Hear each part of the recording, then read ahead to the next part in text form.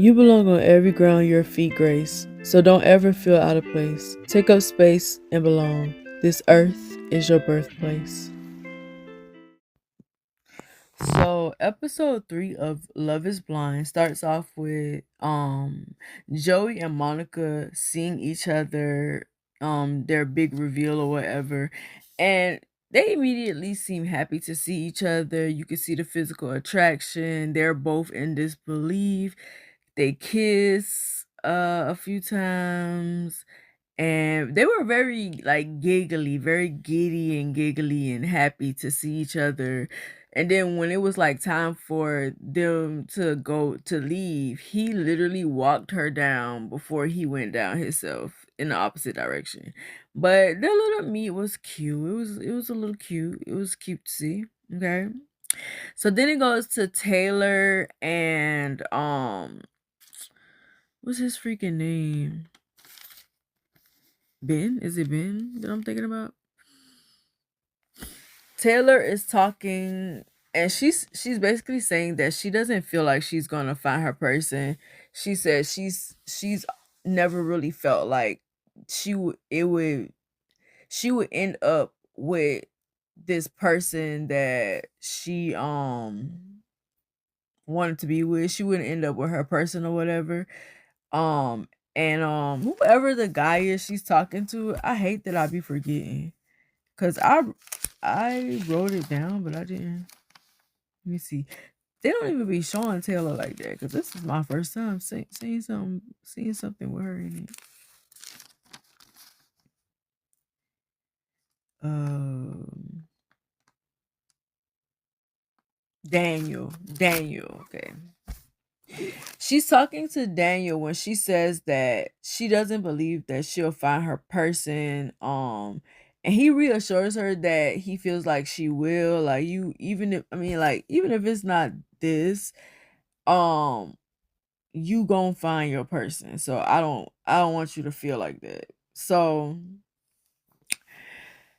then it goes to Madison and Alex. Madison gives Alex her barely in, and he's like really happy about it. Like, um, this is supposed to be like a something to connect them or whatever, because she kind of was scaring him away, and she's trying to like make up for that or whatever. But anyway, she gives him her barely in. He's happy to see it, and then he goes back into the men's quarters and like telling them, that she gave him the Berlin. But the men are actually talking about their dates without talking about who they're with. They're not calling names or nothing, so they don't even really know who each other is dating. So there's that.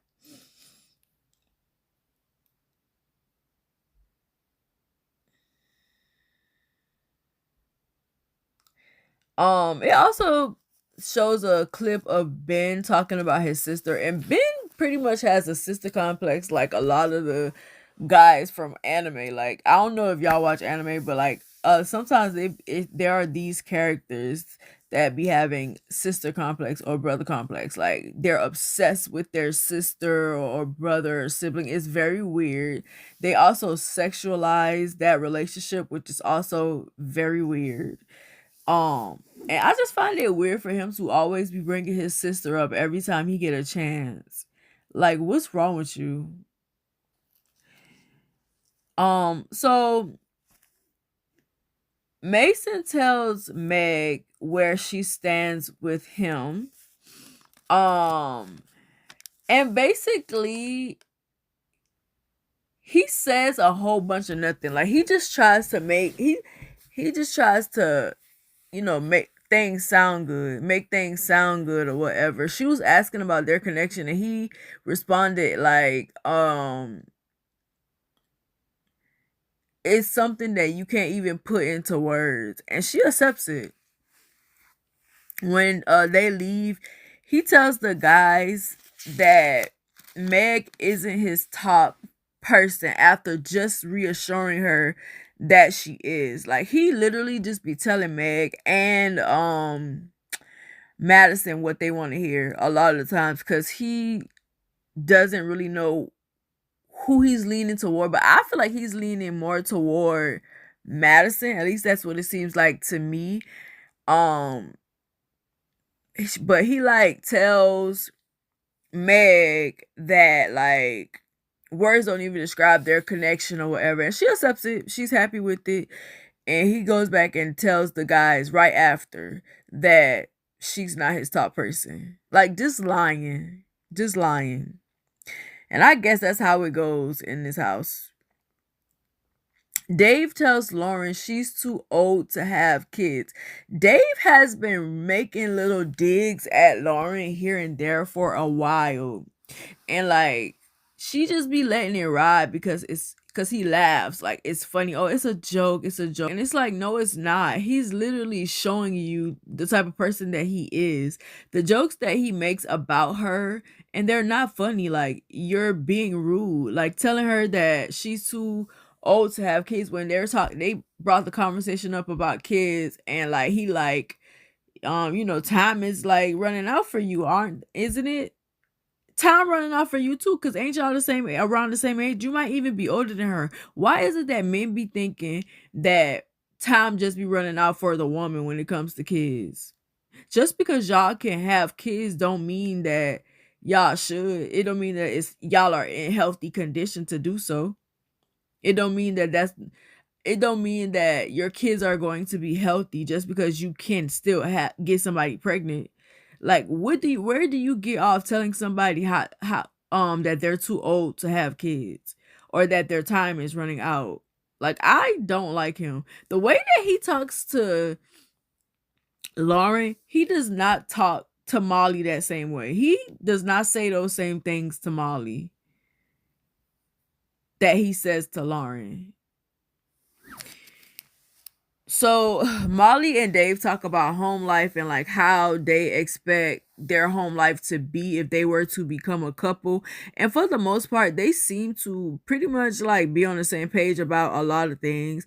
They also talk about politics and basically being in the middle. He's basically saying he don't feel like being too much right is cool or too left is cool. He feels like we should go by um what the politicians are basically promising, what they're going to do for us. And I agree. I feel like, yeah, but at the same time, sometimes you have to make those decisions when one side is worse than the other. I'm sorry. It just is. You can't always ride the middle a lot of the times, but for the most part, they seem to have the same mindset when it comes to a lot of things. Like, they're very much, to me, they're very, most of their perspectives are rooted in logic. So they kind of seem to be on the same wavelength when it comes to that. I feel like Lauren is too emotional for Dave. Molly is very much cutthroat. Like, she's not defiled by love. She's never been in love before. She's never had a serious relationship. So she doesn't so she hasn't had a situation that kind of like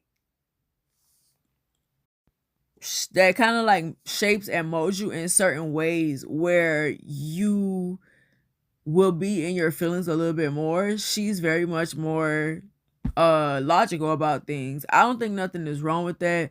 I feel like a lot of the times I do feel like a lot of times men will say that they want women like that, but they don't. They want you to be emotionally in emotional chaos about them. They do not want you to think logically, because when you thinking logically, that means that you're not falling for their tricks. And that's where Molly is at. She just not falling for a lot of the stuff that Lauren is going to fall for. And I think Molly is actually younger than them. But anyways, it goes to Devin and Virginia, and they talk about what life would look like for them as well. Um, what they want and stuff like that. But Devin says he feels like Virginia is holding back and there's something that she's not telling him. And I understand how he feels because she doesn't really open up. She gets him to talk about himself, but she doesn't really talk about herself that much. She doesn't really open up about herself that much. So that's going to be interesting to see them navigate. Then he goes and on his date with Brittany, and they just have an amazing connection. I feel like Brittany gives Devin everything that he wants. Like she's open about who she is and things like that, and I feel like he really likes that. She is like Virginia is like the soft, reassuring woman, and Brittany is like the best friend that you also are in love with. So usually that's what men claim that they want, but at the same time, they don't mean on what they want. Then it goes back to Madison and Alex deciding to lock in with each other, but they don't make it exclusive, but they're saying like, I like what we have, and I like am interested in getting some more learn more about you or whatever. Madison talks more about her trauma and like the things that she went through in her life, like her parents being on drugs, and kind of like the mindset she had to develop to get through her situation, like becoming numb to a lot of things. And she even calls herself a robot at some point. And you could tell that it makes him uncomfortable. The more he learned about her, the more uncomfortable he seemed to be. But they were having this conversation, and he was asking her like, how do you want me to show up when you're having these moments where you like shut down, or when you like trying to fix things yourself? And she's basically like, you can't help me. Like, the only person who can help me is me. And I 100% understand how she feels, because that's how I am. I'm really set to, when a problem arises, my mind already goes to solution.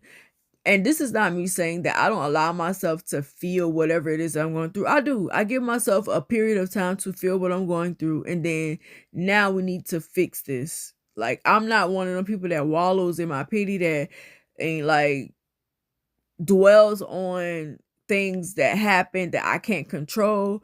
It's either I'm going to work on it, or I'm not going to worry about it. I'm not going to let it get to me or whatever. And it kind of seems like Madison is like that, but I will say, with people like us, we do have to be mindful that if, when you're in a relationship, you should rely on your partner. It shows them that you trust them, and that you want to share different parts of yourself to them. That's something that I still am working on. So I also understand like where Madison is coming from. But Alex be seeming real uncomfortable. Meg and I think Dave are talking. Meg is always bringing up how her parents be telling her that she's going to hell. And like I said on the last video, she might be going to hell. Who knows? She probably is. But her and Meg and Mason talk about sex and like what they like or whatever. It seems like Mason focuses a lot on physical connection, because he also um pulls that out of Madison as well. Like, Madison talks about sex with Mason, but she doesn't with Alex. But she's saying that her connection with Alex is deeper. But she doesn't even go there with Alex. But with Mason, she does. And she told Alex that she doesn't really have a healthy relationship with sex. Like, she's not sex positive or whatever. But when she's talking to Mason, it seems like she's cool with it or whatever. Like, they even do a little, I guess, something you could call role play. Like, she said something about liking cream pies, and they take that joke and they go back and forth with it a little bit or whatever. And like, but she's very stiff with Alex. The only thing she does with Alex is trauma dump. Like, she just be dumping her trauma on him, trauma bonding and dumping. But with Mason, she seems to be a lighter, like, funner person. But with Alex, it seems like It seems like she's always talking about her trauma. And I wonder why that is. I wonder why she feels comfortable to do those things with the two of them. Anyway, Mason says he feels uncomfortable for dating multiple women. They start talking about like dating and like breakups, and he says he always gets broken up with. She kind of asks him why, and he basically says that a lot of the times he doesn't know when to let go. He be wanting to work things out. And I feel like that's most men. I feel like most men, even when they've done wrong, even when they've been done wrong, they will try to hold on to a relationship. And before y'all start, oh, we're different than women because we want to work. No, a lot of times the reason why y'all be wanting to hold on to relationships is because it's convenient. It's nothing else except it's convenient for you. You have somebody who does so much for you and you don't want to let it go a lot of the times. Now, if it's different, if the issues are not like that and you're trying to hold on, and maybe somebody you feel like you're getting broken up with for no reason, which some of y'all be feeling like that too, but it be reasons. And a simple "I don't like you" is enough to break up. But some of y'all don't think so. We are different. I feel like we have more standards for ourselves. We will give chances or whatever, but it's like if it's not working, it's not working. But I feel like y'all go for more so for what's convenient than what you want or need in a partner. And I get that because of the way that we're conditioned. We are both conditioned to look for different things. But it's not always a good thing. But he basically is telling her that, he's the one who usually gets broken up with. Um and then you have Meg who like starts asking him these questions to sort of kind of see who he is leaning towards, like who his strongest connection is with. But she's like surgically picking him apart so she can see what it is, where his mind is at.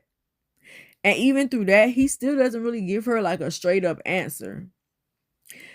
So then you go to Meg inside the women's quarter. She can't stop talking about Mason. She's talking about how worried she is that he has another connection with somebody else and that the connection might be stronger than her connection with him. And my whole thing is, this is Love is Blind.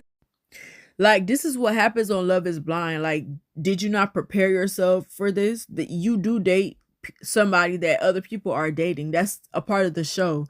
But she seems to dwell on it so much. And it's kind of annoying. It's really annoying, actually, not kind of. Very annoying. So after her date with Mason, Madison goes into the women's quarter and tell the girls that Mason said it's just the two of them, like we're in it together or whatever. And of course, this sends Meg into a panic because she already can't focus on nothing else except Mason. And am I his strongest connection or she? And I know that there's another girl, but I also feel like Meg be doing stuff to mess with. I mean, Madison be doing stuff to mess with Meg, even though she has already decided that Alex is her strongest connection. The way she was kind of moving in this episode gave me real Snake vibes, catty, and like she loved having the attention that she had from both of the guys, and that she was going to hold on to it because it stroked her ego. It seemed more like she was using her connection with Mason to stroke her ego, even though she knew and she felt like she had a stronger connection with Alex. I feel like in that moment when her and Alex were talking about how they felt about their connection and they were saying that they were locked in with each other, she should have decided to break it off with Mason, but she didn't. And I didn't like that. I kind of felt like it was low key messy, like she was being messy. But the episode 3 ends there with like her coming in and announcing that Mason said that they were locked in and pretty much getting under Meg's skin or whatever. And Meg started slowly losing her mind because of it. Like, this man hasn't told you nothing. He's giving you nothing set in stone. He's told you none of what you want to know. He hasn't solidified any relationship with you, and you're going to lose your mind over him. I'm gonna need you to do better, okay? But anyways, let me know what y'all think about this episode. How do y'all feel about the situation between Meg, Madison, and Mason? And also Alex, because Alex is in that picture as well. How do y'all feel about that? Do y'all feel like Madison was being messy, or do y'all think I'm reading too much into it? Let me know what y'all think in the comments. Make sure to like, comment, and subscribe, and I will see y'all in the next video. Bye. Before you go, check out my website at srgraham.org and subscribe to my mailing list to get exclusive updates on works in progress, other news, and blog posts. Thank you.